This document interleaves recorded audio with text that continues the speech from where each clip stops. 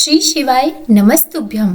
आप सभी को इस सावन महीने की हार्दिक शुभकामनाएं। आज से भगवान शिव को प्रिय यह श्रावण महीना शुरू हो चुका है, तो आज की इस वीडियो में आप रसपान करेंगे श्रावण मास महात्म्य के अध्याय 1 का, जिसमें श्री सौनक आदि 88,000 ऋषिगण श्री सुत जी महाराज से श्रावण मास महात्म्य सुनाने की प्रार्थना कर रहे हैं। आज के इस अध्याय में हम ईश्वर और सनत कुमार संवाद में श्रावण मास के महात्म्य का वर्णन सुनेंगे, तो इसीलिए हो सके तो वीडियो को पूरा देखिएगा और आज के इस अध्याय को पूरा सुनिएगा। और अगर आपको वीडियो अच्छी लगे तो लाइक एंड शेयर जरूर कीजिएगा। चैनल पर नए हैं, सब्सक्राइब नहीं किया है तो सब्सक्राइब भी जरूर ही कर दीजिएगा। और अब हम शुरू करते हैं, तो बोलिए हर हर महादेव। एक समय शौनक आदि 88,000 ऋषि श्री सुत जी महाराज से बोले कि हे सुत जी महाराज, हे महाभाग,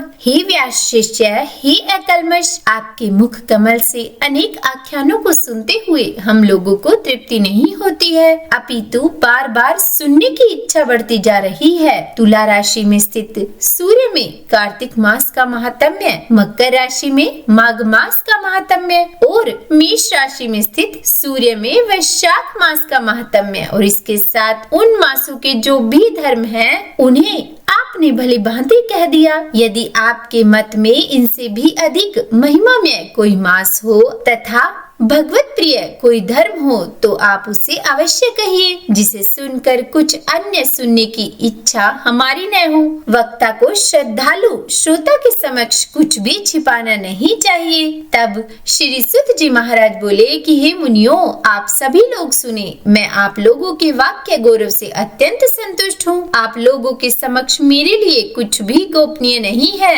दंभ रहित होना, आस्तिकता, शठता का परित्याग, उत्तम भक्ति, सुनने की इच्छा, विनम्रता, ब्राह्मणों के प्रति भक्ति परायणता, सुशीलता, मन की स्थिरता, पवित्रता, तपस्विता और अनसूया, ये श्रोता के 12 गुण बताए गए हैं। ये सभी आप लोगों में विद्यमान है। अतः मैं आप लोगों पर प्रसन्न होकर उस तत्व का वर्णन करता हूँ। एक समय प्रतिभाशाली सनत कुमार ने धर्म जानने की इच्छा से परम भक्ति से युक्त होकर विनम्रता पूर्वक ईश्वर भगवान शिव से पूछा। सनत कुमार बोले, योगियों द्वारा आराधनीय चरण कमल वाले हे देवादिदेव, हे महाभाग, हमने आपसे अनेक व्रतों तथा बहुत प्रकार के धर्मों का श्रवण किया, फिर भी हम लोगों के मन में सुनने की अभिलाषा है। 12 मासों में से जो मास सबसे श्रेष्ठ, आपके अत्यंत प्रीति कराने वाला, सभी कर्मों की सिद्धि देने वाला हो और अन्य मास में किया गया कर्म यदि इस मास में किया जाए तो वह अनंत फल प्रदान कराने वाला हो, हे देव, उस मास को बताने की कृपा कीजिए। साथ ही लोकानुग्रह की कामना से उस मास के सभी धर्मों का वर्णन भी कीजिए। तब ईश्वर बोले, हे सनत कुमार, मैं अत्यंत गोपनीय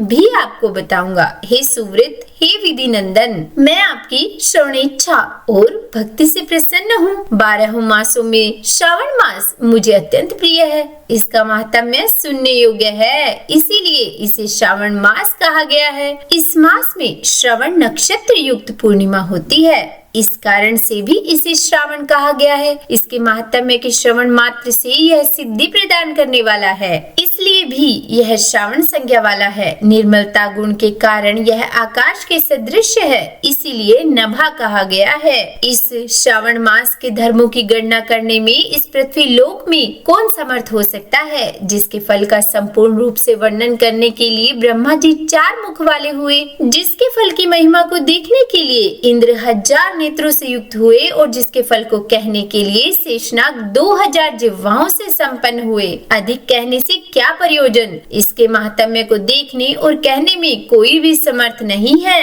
हे मुने, अन्य मास इसकी एक कला को भी नहीं प्राप्त होते हैं। यह सभी व्रतों तथा धर्मों से युक्त है। इस महीने में एक भी दिन ऐसा नहीं है जो व्रत से रहित दिखाई देता हो। इस माह में प्राय सभी तिथियां व्रत युक्त है। इसके महात्म्य के संदर्भ में मैंने जो कहा है वह केवल प्रशंसा मात्र नहीं है। आत्रो जिज्ञासुओं, भक्तों, अर्थ की कामना करने वाले, मोक्ष की अभिलाषा रखने वाले और अपने अपने अभिष्ट की आकांक्षा रखने वाले 4 प्रकार के लोगों, ब्रह्मचर्य, गृहस्थ, वानप्रस्थ, संन्यास आश्रम वाले को इस श्रवण मास में व्रत अनुष्ठान करना चाहिए। तब सनत कुमार बोले कि हे भगवान, हे सत्तम, आपने जो कहा कि इस मास में सभी दिन और तिथियां व्रत रहित नहीं है, तो आप उन्हें मुझे बताएं, किस तिथि में और किस दिन में कौन सा व्रत होता है, उस व्रत का अधिकारी कौन है, उस व्रत का फल क्या है, किस किस ने उस व्रत को किया, उसके उद्यापन की विधि क्या है, प्रधान पूजन कहाँ हो और जागरण करने की क्या विधि है, उसका देवता कौन है, उस देवता की पूजा कहाँ होनी चाहिए, पूजन सामग्री क्या होनी चाहिए और किस व्रत का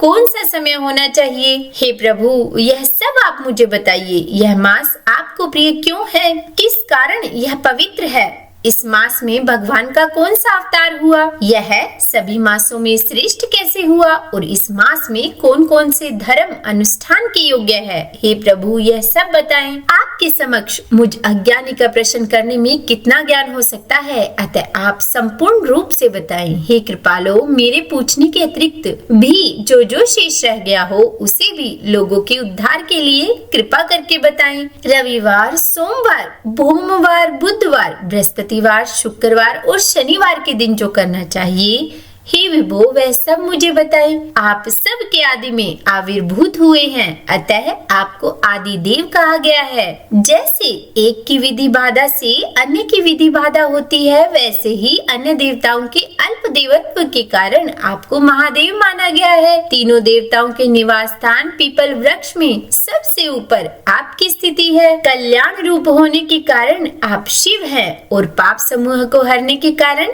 आप हर हैं। आपके आदि देव होने में आपका शुक्ल वर्ण प्रमाण है, क्योंकि प्रकृति में शुक्ल वर्ण ही प्रधान है, अन्य वर्ण विकृत है। आप कृपूर के समान गौर वर्ण के हैं, अतः आप आदि देव हैं। गणपति के अधिष्ठान रूप 4 दल वाले मूलाधार नामक चक्र से, ब्रह्मा जी के अधिष्ठान रूप 6 दल वाले स्वाधिष्ठान नामक चक्र से और विष्णु के अधिष्ठान रूप 10 दल वाले मणिपुर नामक चक्र से भी ऊपर आपके अधिष्ठित होने के कारण आप ब्रह्मा तथा विष्णु के ऊपर स्थित है। यह आपकी प्रधानता को व्यक्त करता है। हे देव, एकमात्र आपकी ही पूजा से पंचायतन पूजा हो जाती है, जो कि दूसरे देवता की पूजा से किसी भी तरह संभव नहीं है।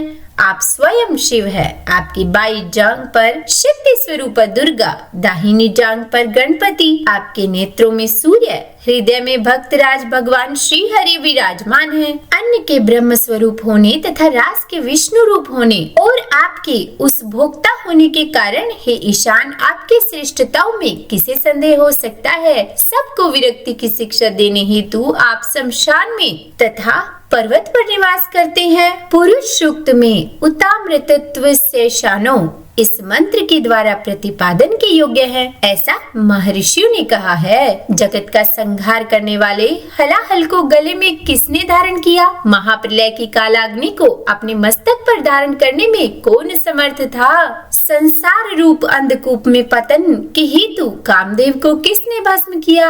आप ऐसे हैं कि आपकी महिमा का वर्णन करने में कौन समर्थ है? एक तुच्छ प्राणी मैं करोड़ों जन्मों में भी आपके प्रभाव का वर्णन नहीं कर सकता, अतः आप मेरे ऊपर कृपा करके मेरे प्रश्नों को बताएं। इस प्रकार श्री स्कंद पुराण के अंतर्गत ईश्वर सनत कुमार संवाद में श्रावण मास महात्म्य में पहला अध्याय पूर्ण हुआ। तो बोलिए हर हर महादेव। इस पहले अध्याय को सुनने और सुनाने से भगवान शिव में भक्ति बढ़ती है। शिव पुराण और भागवत महापुराण में स्पष्ट लिखा है कि शिव और विष्णु एक ही है और भगवान कृष्ण स्वयं अपने श्रीमुख से कहते हैं कि जो मुझे माने शिव को नहीं और जो शिव को पूजे मुझे नहीं, दोनों पापी हैं। इसीलिए प्रेम से, मन से, भाव से सभी जयकारा लगाइए। हर हर महादेव, हर हर महादेव।